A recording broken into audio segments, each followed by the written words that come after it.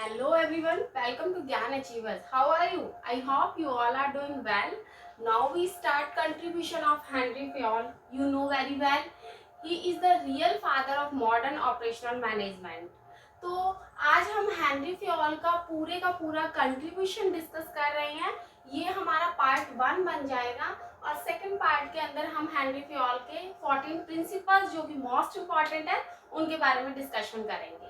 तो first part के अंदर 1841 के अंदर हेनरी फ्योल का बॉर्न हुआ था और वो भी फ्रांस के अंदर हुआ था.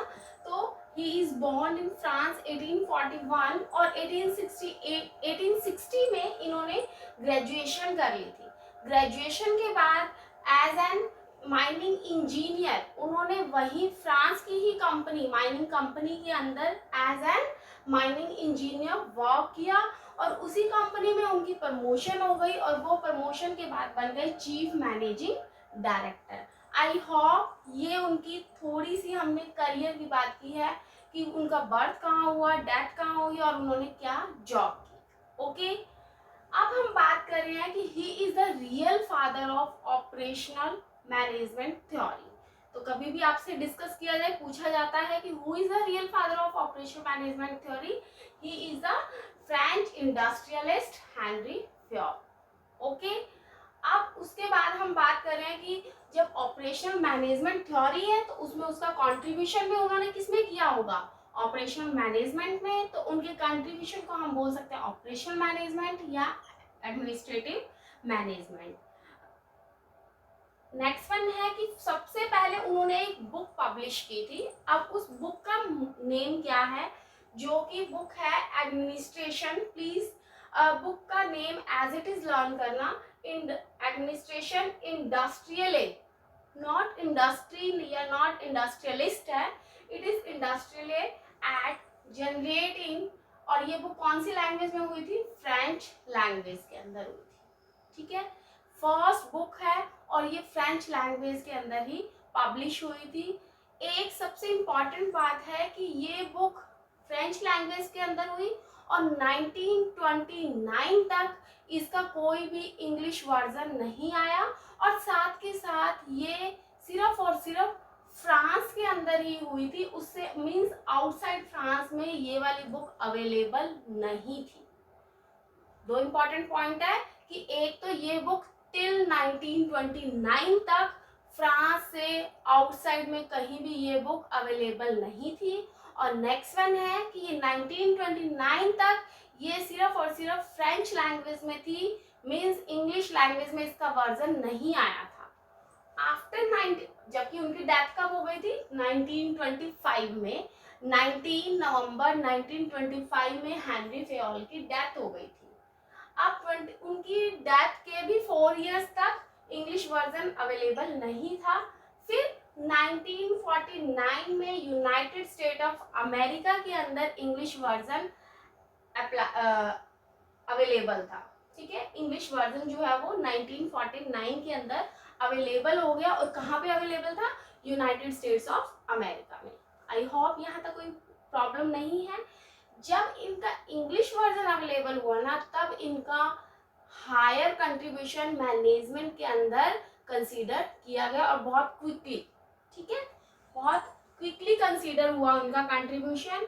फेयोल ने हमेशा ऑर्गेनाइजेशन की जो प्रॉब्लम्स हैं उनको टॉप मैनेजमेंट के पॉइंट ऑफ व्यू से डिस्कस किया, कंसीडर किया था. तो उन्होंने हमेशा जो प्रॉब्लम्स हैं वो top management point of view से ही देखी थी. और वो मैनेजमेंट के इंस्टेड में वो कौन सी टर्म को यूज करते थे, एडमिनिस्ट्रेशन. एडमिनिस्ट्रेशन को यूज करते थे बजाय के मैनेजमेंट टर्म के. और साथ ही साथ उन्होंने ये कहा कि जो एडमिनिस्ट्रेशन है ना वो हर जगह पे अप्लाई होता है, यूनिवर्सली एप्लीकेबल है, चाहे वो पब्लिक एरिया है चाहे वो प्राइवेट एरिया है. ठीक है, चाहे वो कॉमर्स है, ट्रेडिंग है, बिजनेस है, रिलीजन है, इंडस्ट्रीज है, आप हर जगह पर एडमिनिस्ट्रेशन जो साइंस है, एडमिनिस्ट्रेशन साइंस है, उसको अप्लाई कर सकते हो. आई होप यहाँ तक कोई भी प्रॉब्लम नहीं है आपको. ये एक यूनिवर्सल फिनोमिना था। मैं अभी आपको डिस्कस कर रही हूँ कि चाहे वो बिजनेस है, इंडस्ट्री, रिलीजन ले लो, कोई रिलीजियस प्लेस ले लो, कोई हॉस्पिटल है या कॉमर्स से रिलेटेड है, कहीं भी हर जगह पे एडमिनिस्ट्रेटिव साइंस जो है वो अप्लाई हो सकती थी, यूनिवर्सल फिनोमिना था। और एक हेनरी फ्योल ने 14 प्रिंसिपल्स दिए थे। वो 14 प्रिंसिपल जो हैं वो आपके फ्लेक्सिबल थे, मीन्स वो एब्सोल्यूट नहीं थे, वो आप अकॉर्डिंग टू सिचुएशन उनको हर जगह पे यूज कर सकते थे।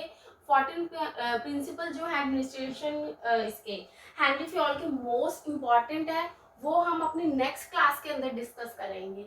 आई होप ये जो है मेन पॉइंट्स थे जो कि मैंने शॉर्ट के अंदर आपको हेनरी फ्योल के समझाए हैं। क्लियर है आपको यहाँ तक? इन हेनरी फ्योल के कंट्रीब्यूशन जो उन्होंने अपनी 1841 से 1925 के अंदर जो उन्होंने किए थे। अब हम कर रहे हैं नेक्स्ट, हेनरी फ्योल का क्या क्या कंट्रीब्यूशन था। अब हम कंट्रीब्यूशन के बारे में डिस्कस कर रहे हैं। कंट्रीब्यूशन किसका? हेनरी फ्योल का। और कंट्रीब्यूशन को हमने 5 पार्ट्स में डिवाइड किया है। फर्स्ट वन है कि क्लासिफिकेशन ऑफ इंडस्ट्रियल या हम बिजनेस एक्टिविटीज बोल सकते हैं। सेकंड वन है कि आपने मैनेजमेंट जो है उसको एक अलग से सेट बना दिया, एक अलग से फंक्शन बना दिया। और ये फंक्शंस क्या क्या हो सकते हैं उसमें हमने 5 एलिमेंट्स को डाल दिया है। नेक्स्ट वन है कि यूनिवर्सल प्रिंसिपल्स ऑफ मैनेजमेंट, जो कि मैं 14 प्रिंसिपल्स की बात कर रही हूँ, आपको जो नेक्स्ट पार्ट के अंदर देखने को मिलेंगे उसकी बात हो रही है यहाँ पे। और नेक्स्ट वन है कि इन्होंने हेनरी फ्योल ने बोला कि management emphasize manager qualities and training, कि आप मैनेजरियल एक्टिविटीज को ज़्यादा स्ट्रॉन्ग बनाने के लिए एक पर्सन के अंदर ये वाली क्वालिटीज होनी चाहिए, उससे ही आपकी जो ट्रेनिंग है या मैनेजर क्वालिटीज है उनको हम इंक्रीज कर सकते हैं। तो हम ये 1 बाय 1 स्टडी कर रहे हैं। फर्स्ट वन है कंट्रीब्यूशन ऑफ हेनरी फ्योल के अंदर क्लासिफिकेशन ऑफ इंडस्ट्रियल या हम business activities. Students, business activities को यहाँ हमने 6 टाइप से डिवाइड किया है। फर्स्ट वन है टेक्निकल एक्टिविटीज। अब टेक्निकल एक्टिविटीज का मतलब क्या है कि यहाँ पे हमने किस तरह से मैन्युफैक्चरिंग करनी है, क्या प्रोडक्शन करने के लिए हमें कौन सी टेक्निक्स को फॉलो करना है। जैसे अब मैं आपको रियल करंट में बता रही हूँ कि आपका मान लीजिए प्रोडक्शन है, ये कार्स का प्रोडक्शन है, तो कार में अब आपको इलेक्ट्रिक कार्स भी आने लगी है। तो कंपनी अब इस चीज़ को कौन सी, क्या हमें इस टेक्निक को फॉलो करना चाहिए, इसके अंदर हम गवर्नमेंट की पॉलिसीज़ को भी देखनी है कि 5 इयर्स के अंदर बहुत सारी जो कार्स वगैरह ज़्यादा से ज़्यादा इलेक्ट्रिक कार्स में चेंज हो जाएगी। पेट्रोल डीजल की जो कंजम्पशन है वो बहुत ज़्यादा है, तो इसको कम करने के लिए जो गवर्नमेंट ने है ये पॉलिसी बनाई है कि इलेक्ट्रिक होनी चाहिए। सुनने में आया है कि आगे फिर हाइड्रोजन गैस जो है उससे भी कार्स की कार्य चलने लगेगी। तो ये सब क्या करिए, कंपनी सब चीज़ों को कंसीडर करके और फिर उसके अंदर टेक्निकल एक्टिविटीज को ऐड करिए कि मीन्स आपको किस तरह से प्रोडक्शन करनी है। क्या जो पेट्रोल डीजल है वही उसको ही कंटिन्यू रखें, या हमें अब आगे मान लीजिए डिमांड जो है वो इलेक्ट्रिक कार्स की, स्कूटीज की बहुत ज़्यादा इंक्रीज हो रही है, तो हमें इस टेक्निक को कैसे फॉलो करना चाहिए। तो वो सब चीज़ें हमारी किस में आ रही है, टेक्निकल एक्टिविटीज के अंदर। नेक्स्ट वन है commercial activities. Students, commercial activities के अंदर क्या होता है, बाइंग से रिलेटेड, सेलिंग, ट्रेडिंग, जो ये एक्टिविटीज हैं उसको हम कमर्शियल एक्टिविटीज के अंदर कंसीडर करते हैं। नेक्स्ट वन है फाइनेंशियल एक्टिविटीज। अब फाइनेंशियल एक्टिविटीज के अंदर आप क्या करते हो कि आपने कैपिटल का यूज किया हुआ है, अब वो कैपिटल का जो यूज है वो ऑप्टिममली आप कैसे यूटिलाइज करोगे। फॉर एग्जाम्पल, अब हमें कैपिटल जो है वो शेयर होल्डर से मिली है या हमने लोन ले रखा है, तो शेयर होल्डर्स से जो हमें कैपिटल मिली है इस पर हमें डिविडेंड डिस्ट्रीब्यूट करना है। तो डिविडेंड डिस्ट्रीब्यूशन से रिलेटेड जो मैटर्स हैं, या आप ये बोल सकते हो कि हमने लोन लिया, अब लोन पे हमें इंटरेस्ट देना है, तो हम प्रॉपर इंटरेस्ट से रिलेटेड जितनी भी एक्टिविटीज़ करनी है ताकि हम प्रिंसिपल अमाउंट किस वे से पे करनी है, वो सारी एक्टिविटीज़ जो है वो फाइनेंशियल एक्टिविटीज़ के अंदर आ जाएगी। नेक्स्ट वन है सिक्योरिटी। सिक्योरिटी एक्टिविटीज़, जैसे आपने मान लो इंटेलेक्चुअल प्रॉपर्टी राइट्स हैं आपके, आपने पेटेंट करवाना है, कॉपीराइट करवाना है, या आपकी एसेट्स की सिक्योरिटी है, आपके एम्प्लॉयज़ की सिक्योरिटी से रिलेटेड जो भी एक्टिविटीज़ हैं वो सारी की सारी हमारी सिक्योरिटी एक्टिविटीज़ के अंदर आ जाएगी। आई होप यहाँ पे आपको ये सारे पॉइंट्स क्लियर हो गए होंगे। नेक्स्ट वन है अकाउंटिंग एक्टिविटीज़। अकाउंटिंग एक्टिविटीज़ के अंदर हम स्टैटिस्टिकल एक्टिविटीज़ को भी ऐड कर लेते हैं। अकाउंटिंग एक्टिविटी में आपने किस तरह से अपने अकाउंट्स को मेंटेन करना है, आपने कौन से अकाउंट्स को बनाना है, आपने ईयरली बनाना है या मंथली या 6 मंथ का बनाना है। तो ये सारी एक्टिविटीज जो है वो अकाउंटिंग, कौन सा मेथड अप्लाई करना है, डेप्रिसिएशन मेथड कर रहे हो तो उसमें डिमिनिशिंग करना है, फिक्स मेथड करना है, वो सारी एक्टिविटीज। ये तो एक तरह से मैंने अकाउंट्स का एग्जांपल दे दिया। यहाँ पे हम बात किसकी करें, मैनेजमेंट की करें, तो मैनेजमेंट के अंदर ही डिसीजंस लिए जाते हैं ना। मैनेजमेंट टॉप लेवल ही डिसीजन लेगा कि किस तरह से बिजनेस को हैंडल करना है। तो अकाउंट से रिलेटेड जितनी भी एक्टिविटीज हैं वो अकाउंटिंग एक्टिविटीज के अंदर आ जाएगी। नेक्स्ट वन है managerial activities. Students, managerial activities के अंदर हम PODCC, इसको शॉर्ट फॉर्म है। P का मतलब आ गया है planning, O organising, D directing, C का कोऑर्डिनेटिंग एंड C का नेक्स्ट वन है कंट्रोलिंग। तो ये होते हैं PODCC। तो इस तरह से मैं आपको ये 1 by 1 पॉइंट्स बना रही हूँ। ये मैनेजर में भी आपको समझ आ जाएंगे और साथ के साथ जो हमने मैनेजमेंट फंक्शंस के अंदर हमारे 5 एलिमेंट्स हैं। कई बार क्वेश्चन आ जाता है discuss the 5 elements of management functions, तो उसके अंदर यही 5 फंक्शंस हैं जिसको हमने डिस्कस करना है। फर्स्ट वन है प्लानिंग। प्लानिंग का मतलब ही क्या होता है, थिंकिंग इन एडवांस, कि कुछ एडवांस में सोचना, उसके बारे में एडवांस में हम कोई भी, जैसे मान लीजिए हमारा प्लान है कि इस ईयर के अंदर हमारी कंपनी ने 50 लाख यूनिट्स बनाने हैं। मान लीजिए कोई भी चीज़ ले सकते हैं, मान लीजिए आप फैन के ही ले रहे हो, आपकी फैन बनाने की फैक्ट्री है, तो आप फैन बना रहे हो, तो फैन की क्या है, आपने 50 लाख यूनिट्स बनाने हैं ताकि जो नेक्स्ट समर सिस्टम आता है उसके अंदर हम इन 50 लाख यूनिट्स को सेल भी कर सकें। तो उसके लिए हमें किस तरह से अपने आप को रेडी करना है, वो सारे पॉइंट्स हमारे प्लानिंग के अंदर आ जाएंगे। क्योंकि अब ओरिएंट है, खेतान है, तो आपने अपने कॉम्पिटिटर से किस तरह से डिफरेंट दिखाना है, ठीक है। ये जो एक्टिविटीज है वो प्लानिंग के अंदर आ रही है। नेक्स्ट वन है ऑर्गेनाइजिंग। ऑर्गेनाइजिंग का मतलब क्या है, एक सिंगल पर्सन कभी भी वर्क नहीं कर सकता, इसके अंदर हमें ग्रुप्स बनाने पड़ते हैं। तो ऑर्गेनाइज करना पड़ेगा कि कौन मार्केटिंग करेगा, कौन सेलिंग करेगा, प्रोडक्शन किस डिपार्टमेंट को दे, प्रोडक्शन डिपार्टमेंट अलग है। तो इस तरह से आपने उसको ऑर्गेनाइज किया, आपने ग्रुप्स में डिवाइड कर दिया और उन ग्रुप्स के अंदर आप उनको वर्क जो है वो एलोकेट कर रहे हो, ठीक है। तो ग्रुपिंग कर देनी है कि आपने ये वर्क मैनेज करना है, सेकंड ग्रुप को हमने ये वर्क मैनेज करना है। तो इस तरह से ऑर्गेनाइज कर देते हो जो आपने प्लानिंग किया उस प्लानिंग के अकॉर्डिंग। नेक्स्ट वन है डायरेक्टिंग। डायरेक्टिंग का मतलब ही क्या होता है, ऑर्डर देना, ठीक है। आप यहाँ पे डायरेक्टिंग के अंदर, इसके अंदर हम 3 पॉइंट्स को ले लेते हैं डायरेक्टिंग में। फर्स्ट वन है कम्युनिकेशन, नेक्स्ट वन है motivation and third one is leadership.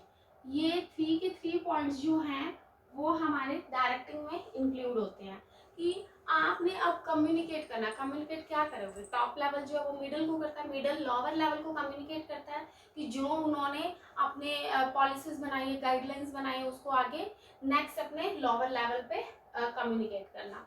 अब मोटिवेशन करना, ऑब्वियसली टॉप लेवल किसको करेगा, मिडिल लेवल को मोटिवेट करेगा कि आपने ये वर्क करना है। उसके लिए आपको अगर उसको रिसोर्सेज देने हैं, रिसोर्सेज आप उसको हर तरीके से, ठीक है, मोटिवेट करते हो।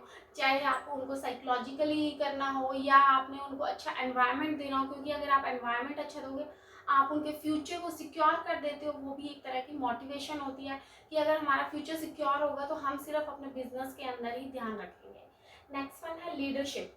लीडरशिप, एक लीडर होना बहुत ज़रूरी है किसी भी वर्क के लिए। अगर एक लीडर नहीं है तो कोई किसी वर्क की तरफ रन कर रहा है, कोई कुछ वर्क को कैरी रन कर रहा है, तो वो चीज़ क्या कर देती है, पूरे के पूरे सिस्टम को अपसेट कर देती है। तो आप ये बोल सकते हो कि लीडर होना बहुत ज़रूरी है।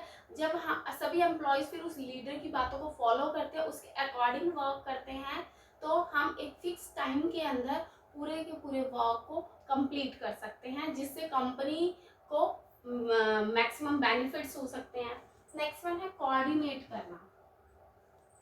स्टूडेंट्स, हमने लीडरशिप की है, लेकिन एक लीडर को जब कोई फॉलो करेगा कोऑर्डिनेशन तो बहुत ज़रूरी है ना, डिफरेंट डिफरेंट डिपार्टमेंट्स है, उनको सिर्फ अपने डिपार्टमेंट से मतलब है, दूसरे डिपार्टमेंट क्या कर रहे हैं, जब एक डिपार्टमेंट का काम ओवर होता है तो सेकंड का क्या होता है, स्टार्ट हो जाता है। तो इस तरह से कोऑर्डिनेशन, ठीक है, जब एक टाइमली फिनिश करेगा अपने वर्क को तो सेकंड डिपार्टमेंट उस टाइमली उस फंक्शन को स्टार्ट करेगा। तो ये चीज़ें कोऑर्डिनेशन होनी बहुत ज़रूरी है। उनको टाइम टू टाइम जो भी आपको इन्फॉर्मेशन अवेलेबल करवानी है वो इन्फॉर्मेशन भी किसकी हेल्प से होती है, कोऑर्डिनेट। अगर हम कंपनी मिलजुल के काम करेगी नहीं तो किस तरह से हमने जो प्लान्स किए हैं वो हम फुलफिल कर पाएंगे। ओके, तो ये चीज़ आ जाती है हमारी कोऑर्डिनेटिंग के अंदर कि टॉप लेवल अगर मिडिल लेवल के साथ कोऑर्डिनेशन ही नहीं कर रहा है तो टॉप लेवल ने जो पॉलिसीज बनाई है वो पॉलिसीज ही बन के रह जाएगी एक डॉक्यूमेंट के ऊपर, उसको आगे हम प्रैक्टिकली फुलफिल नहीं कर सकते हैं। सेम ऐसे ही क्या कर रहे हो, मिडिल लेवल ने जो लोअर लेवल के लिए गाइडलाइंस बनाई है वो गाइडलाइंस को तभी फॉलो हो सकती है जब मिडिल लेवल और लोअर लेवल कोऑर्डिनेशन बना के रखेंगे, तब ही बात हमारी बनती है। नेक्स्ट वन है कंट्रोलिंग करना। अब आपने प्रैक्टिकली सारा वर्क कर लिया है, उसके बाद आपने उसको कंट्रोल करना है। हमने एक ऑब्जेक्टिव बनाया था, ऑब्जेक्टिव था मेरा 50 लाख यूनिट्स बनाने का। 50 लाख यूनिट्स बनाए, ये तो क्या था हमारा मेन एक स्टैंडर्ड फिक्स किया था हमने 50 लाख यूनिट्स का। लेकिन जब हमने प्रैक्टिकली किया तो उस प्रैक्टिकली करने से हमारे पास मान लीजिए सिर्फ उस ईयर में 43 लाख यूनिट्स ही बने। जब में एक्चुअल में परफॉर्मेंस कितनी हुई है, 43 लाख हुई है। अब हमने क्या किया, कंपैरिजन किया, जो हमने स्टैंडर्ड सेट किया था 50 लाख का और एक्चुअल में हमारा यूनिट्स कितने बने, 43 लाख। तो अब हमने कंपैरिजन किया तो हमारे पास डिफरेंस कितना आ गया, 7 लाख यूनिट्स का डिफरेंस आ गया। अब ये 7 लाख यूनिट्स के डिफरेंस क्यों आए हैं, वेरिएशन क्यों हुआ, ठीक है, हो सकता है 50 का 50 भी हो जाता फिर तो वो पॉजिटिव था, 50 से 51 हो जाता वो भी पॉजिटिव था, लेकिन यहाँ पे क्या हुआ, नेगेटिव हुआ है। 50 से 43 लाख यूनिट हुआ है, 7 लाख के यूनिट्स हमारे डिक्रीज हो गए, तो ये नेगेटिव वेरिएशन हो गया। अब ये नेगेटिव वेरिएशन हुआ है तो उसका सॉल्यूशन क्या करना है, ऐसा रीजन क्या था, क्यों हुआ।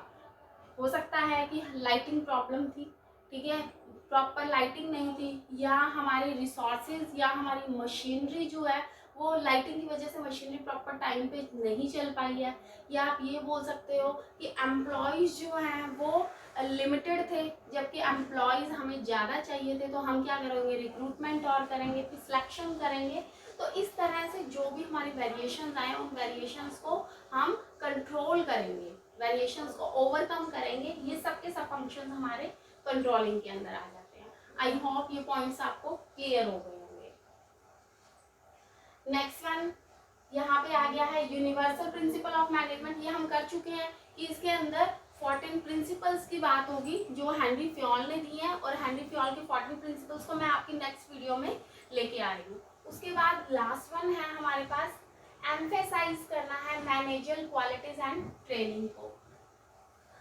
पहले क्या होता था कि हम कहते थे बाय बर्थ होती है मैनेजमेंट, ये स्किल्स बाय बर्थ होती है, लेकिन आज के टाइम में ऐसा कुछ नहीं है। आज के टाइम में बहुत सारे कॉलेज है, यूनिवर्सिटी है, स्कूल एजुकेशन देते हैं मैनेजमेंट की, आपने देखे होंगे। तो ये चीज़ें क्या कर रहे हैं कि ये हम क्वालिटीज़ हमें बाय बर्थ के अलावा हम अपनी एजुकेशन से भी ले सकते हैं, तो वो क्वालिटीज़ हो गई है। उसके बाद हमें ट्रेनिंग मिलती है तो हम इससे भी मैनेजर स्किल्स को एम्फेसाइज कर सकते हैं। फर्स्ट वन है कौन कौन सी मैनेजर स्किल्स होनी चाहिए, ये क्या है, फिजिकल। ऑब्वियसली कोई पर्सन फिजिकली स्ट्रांग है, एनर्जेटिक है, तब ही वो मैनेजमेंट स्किल्स को फॉलो कर सकता है। तो इसके अंदर हम यही बोलेंगे कि वो हेल्दी है, स्ट्रेंथ है उसके अंदर, प्रॉपर एनर्जी है वर्क करने की, तो उस चीज़ को हम सभी की सभी फिजिकल लेके चलते हैं। नेक्स्ट वन है हमारे पास मेंटल। आपकी मेंटली आप पूरे हेल्दी हो, ठीक है, मेंटली आप स्ट्रांग हो, आपके पास एबिलिटी है किसी भी चीज़ को अंडरस्टैंड करने की, आपके अंदर जजमेंट करने की भी कैपेसिटी है, या आप ये बोल सकते हो कि आप पूरे कैपेबल हो कि क्या चीज़ आपकी कंपनी के लिए बेनिफिशियल है और कुछ क्या बेनिफिशियल नहीं है। तो ये जो पॉइंट्स है वो हमारे मेंटल क्वालिटीज़ के अंदर आ जाते हैं। नेक्स्ट वन है मोरल। कई लोग क्या होते हैं, आपको मान लीजिए पैसे दिए और आपने उस कंपनी के जो सीक्रेट्स हैं उनको क्या कर दिया, डिस्क्लोज कर दिया। तो ये होती है, ये मॉरल वैल्यूज होती है कि आप कंपनी के लिए लॉयल हो, आपने सिक्योरिटी रखनी है, जो कंपनीज के जो सीक्रेट है, कॉन्फिडेंशियल मैटर है, उसको कॉन्फिडेंटली रखना है। तो ये आपकी मॉरल वैल्यूज के अंदर इंक्लूड हो जाता है। इसके अंदर आप बोलोगे कि आप लॉयल हो, टैक्टफुल हो, आपके अंदर डिग्निटी है किसी चीज को करने की, वो सब क्वालिटीज आ गई हैं मॉरल स्किल्स के अंदर। नेक्स्ट वन है टेक्निकल स्किल्स। इन सब स्किल्स में सबसे ज्यादा इंपॉर्टेंट स्किल जो है वो टेक्निकल स्किल है। टेक्निकल स्किल के अंदर आप लेके चलते हो कि आपके अंदर कोई भी वर्क करने की, परफॉर्म करने की एक्टिविटी जो है वो बहुत ज़्यादा हाई है। आप कोई भी अगर आपको काम दिया जाता है तो आप उसको प्रॉपर फॉलो करते हो। जैसे आपको मान लीजिए आप टेक्निकल कोई सॉफ्टवेयर दिया गया है, तो उस सॉफ्टवेयर के अंदर आप इतने ज़्यादा स्किलफुल हो, तो वो एक्टिविटीज़ हमारे किसमें आ गई है, टेक्निकल एक्टिविटीज़ के अंदर आ गई है। नेक्स्ट वन है एजुकेशनल एक्टिविटी। एजुकेशनल स्किल्स के अंदर तो बहुत सारे आजकल स्कूल्स ओपन हो गए हैं जो आपको एजुकेशन देते हैं, और आप इसके अंदर बहुत सारे फंक्शंस को परफॉर्म कर पाते हो। जैसे आप एमबीए देख लेते हो, एक बहुत बेसिक सा आजकल का कोर्स बन गया है। तो इसके अंदर आपको पहले आपको प्रैक्टिकल बुकिश नॉलेज दी जाती है, उसके बाद आपको प्रैक्टिकल नॉलेज दी जाती है। तो वो चीज़ हमारी एजुकेशनल स्किल्स के अंदर आ जाती है। नेक्स्ट वन है एक्सपीरियंस। एक्सपीरियंस कैसे होता है, जब आप किसी एक्टिविटी के अंदर बहुत टाइम से वर्क कर रहे हो, आप सेम जो वर्क करोगे तो उससे आप उस पर्टिकुलर वर्क के अंदर एक्सपीरियंस्ड हो जाते हो। तो वो चीज़ आपकी क्या हो जाती है, एक्सपीरियंस स्किल्स हो जाती है। जैसे मान लीजिए आपको प्रोडक्शन डिपार्टमेंट के अंदर, प्रोडक्शन एक्टिविटी के अंदर ऐड किया हुआ है, आप प्रोडक्शन डिपार्टमेंट को नंबर ऑफ ईयर से वर्क कर रहे हो। जब आप नंबर ऑफ ईयर से वर्क कर रहे हो तो अब आप क्या हो गए हो, उस चीज़ के लिए पूरे एक्सपर्ट हो गए हो। तो वो चीज़ भी आपकी एक तरह से ट्रेनिंग बन जाती है, आपको ट्रेंड हो चुके हो उस वर्क के अंदर। तो वो चीज़ आ गई आपकी एक्सपीरियंस क्वालिटी के अंदर। तो ये हमारे कंट्रीब्यूशन थे जो कि गिवन बाय हेनरी फ्योल थे।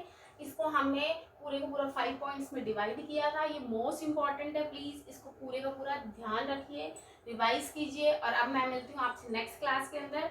Please like, subscribe and share my channel. Thank you so much. Have a nice day and God bless you.